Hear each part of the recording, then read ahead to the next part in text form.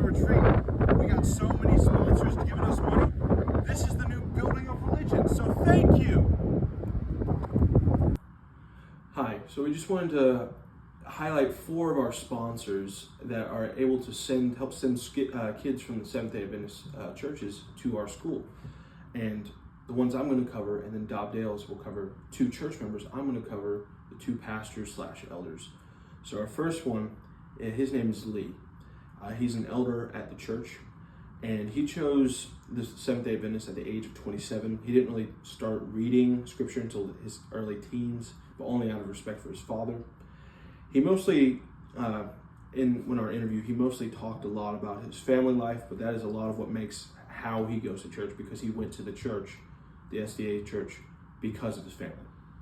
And he said if he talked to other Christians about his doctrinal beliefs, that he would not budge on Christ and the crucifixion. That is what he fervently believes and his experience on earth. And to honor Christ is to become like him, and to work for him is life's ambition and the greatest joy. And he wants to be the reflection of the character of Christ. He believed that different denominations got portions of the truth, and they took that to pursue and know the Lord more. That's Lee. He's a good sponsor. Love him.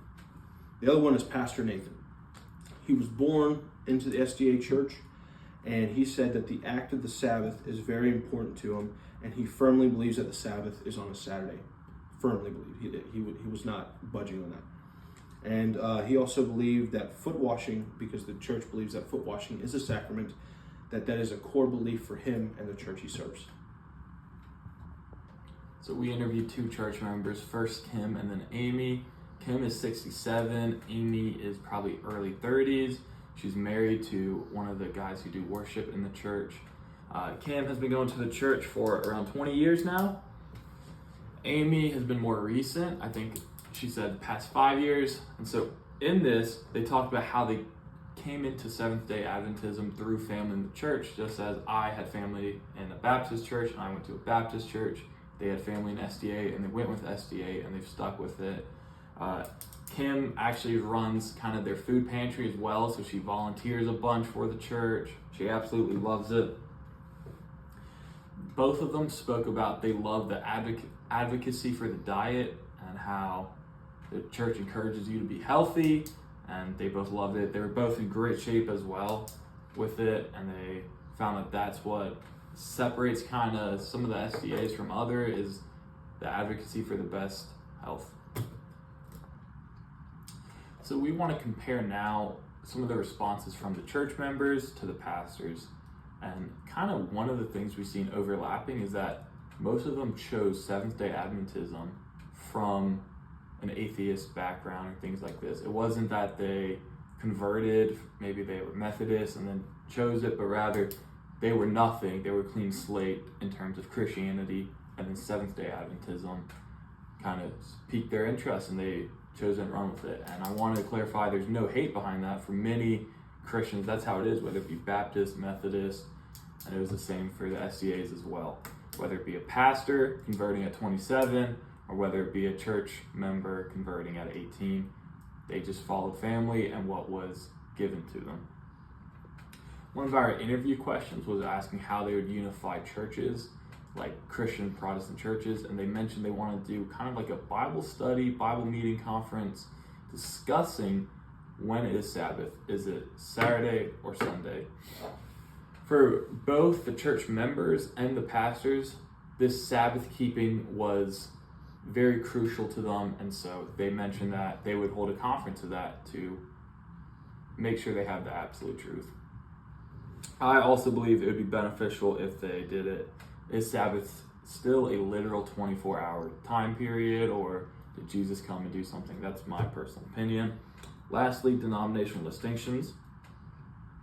Something interesting I found was that none of them really mentioned any of the key distinctions besides Sabbath.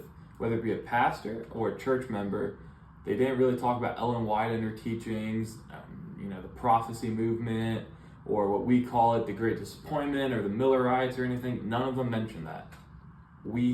Every single time we prompted the discussion, and you could tell they were comfortable with it, but it just did not provide significance. I recall Pastor Lee talking about how when we brought this up, he goes, "Oh, all I care about is Christ and the crucifixion, Christ's work on earth." And I think Craig Toss brought it up. So these denominational distinctions really didn't get much airtime. They didn't. None of the pastors or church members were interested in talking about it. Apocalyptic literature was just their norm. Jesus coming back was their norm. And this was just their normal church. As you can see, we're in great hands with our sponsors, and clearly nothing will go wrong.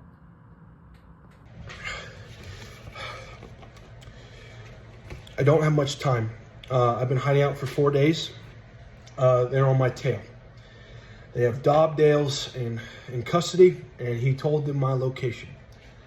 I only have some peanuts, a protein shake, and a hoagie for sustenance. So, just wanted to say, I am sorry for our actions regarding our promotional videos.